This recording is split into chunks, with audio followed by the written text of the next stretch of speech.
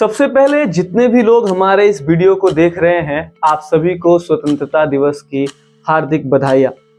दोस्तों, आज आज़ादी का दिन है, 15 अगस्त है। आज ही के दिन हमारे भारत देश को आज़ादी मिली थी। तो आज के अवसर पर मैं आपका स्वागत करता हूँ एक बड़े ही खास वीडियो में, जहां हम बात करेंगे भारत के स्वतंत्रता संग्राम से जुड़े कुछ ऐसे तथ्यों की जिन्हें शायद आपने नहीं सुना होगा। स्वतंत्रता दिवस हम सभी के लिए गर्व और कृतज्ञता का दिन है, लेकिन इस दिन के पीछे कई असाधारण कहानियां छिपी है जो आज भी हमारे देश की धड़कन बनकर कहीं न कहीं जीवित है। दोस्तों, क्या आप जानते हैं भारत का राष्ट्रीय ध्वज सबसे पहले 7 अगस्त 1906 को कलकत्ता में फारसी बागान स्क्वायर पर फहराया गया था। यह ध्वज लाल, पीला और हरे रंग के क्षैतिज पट्टियों से बना था, जिस पर सफेद सूर्य, चंद्रमा और स्टार बने थे। यह ध्वज भारतीय राष्ट्रीयता के शुरुआती प्रतीकों के तौर पर माना जाता है। दोस्तों, आज के दिन सभी स्कूल्स में, सभी ऑफिसों में जहां भी झंडा फहराया जाता है, एक खास बात होती है कि हम आज के दिन अपना राष्ट्रगान जरूर गाते हैं और आज़ादी को खुलकर जीते हैं। और क्या आप जानते हैं, जब भारत आज़ाद हुआ था तो भारत का उस समय यानी आज़ादी के समय 15 अगस्त 1947 को अपना कोई राष्ट्रगान नहीं था। हालांकि जनगण मन को रविंद्रनाथ टैगोर ने 1911 में ही लिख दिया था, लेकिन इसे राष्ट्रगान का दर्जा मिला 1950 को। बात राष्ट्रगान की हो रही है तो बात राष्ट्रीय ध्वज की भी करते हैं। आज के आधुनिक राष्ट्रीय ध्वज जिसको आप देखते हैं, जिसमें 3 रंग है, केसरिया, सफेद और हरा, और बीच में जो चक्र है, इस ध्वज का जो निर्माण है, इसका जो डिजाइन है, पिंगली वेंकैया ने 1921 में बनाया था। हालांकि आपको बता दें कि महात्मा गांधी ने सभी समुदायों के साथ देश की प्रगति का प्रतीक बनने के लिए सफेद पट्टी और चरखे को शामिल करने का सुझाव दिया था। दोस्तों, आज़ादी से जुड़ी एक और कड़वी सच्चाई ये भी है कि 15 अगस्त 1947 के दिन जहां एक और भारत आज़ाद हुआ था, वहीं दूसरी ओर हमारे देश का बंटवारा ही भी हुआ था।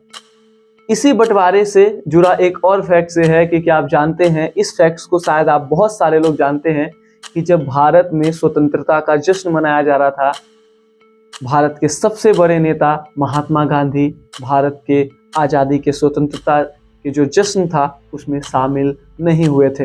15 अगस्त 1947 को पूरा देश जश्न मना रहा था, लेकिन महात्मा गांधी उस समय कलकत्ता में हिंदू मुस्लिम दंगों को रोकने में लगे थे, इसीलिए वे जश्न में शरीफ नहीं हो पाए। दोस्तों, चलिए बंटवारे से जुड़ी हुई एक और फैक्ट्स आपको बताते हैं।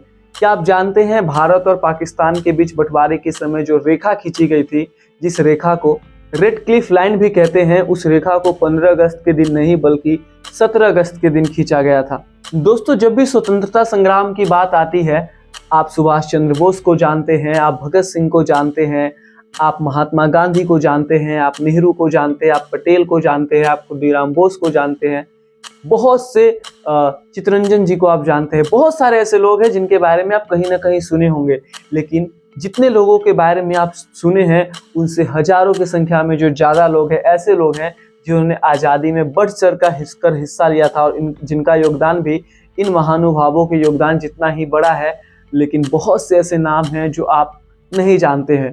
तो चलिए इन्हीं में से कुछ नाम हम आपको बता ही देते हैं। दोस्तों, असम की कनकलता बरुआ जो 1942 में आज़ादी की लड़ाई में किशोरी उम्र में शहीद हुई थी। बंगाल की मंटीगेनी हजरा जिन्होंने 73 साल की उम्र में ब्रिटिश शासकों के खिलाफ आंदोलन में हिस्सा लिया था और गोली खाई।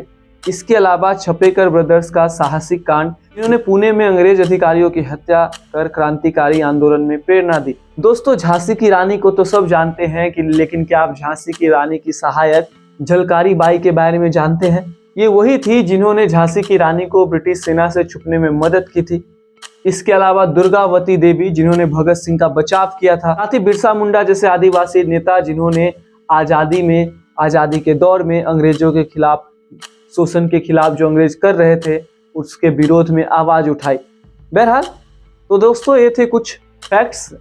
उम्मीद करता हूँ कि आपको अच्छा लगा होगा। तब तक आज स्वतंत्रता का दिन आप खुशी से मनाइए, और एक बात हमेशा याद रखिएगा कि जो आज़ादी मिली है, ये आज़ादी काफ़ी लड़ाई, काफ़ी संघर्ष के बाद मिली है। तो ऐसे में आपका कर्तव्य बनता है कि आपसी मेल भाव को बनाए रखें। धन्यवाद।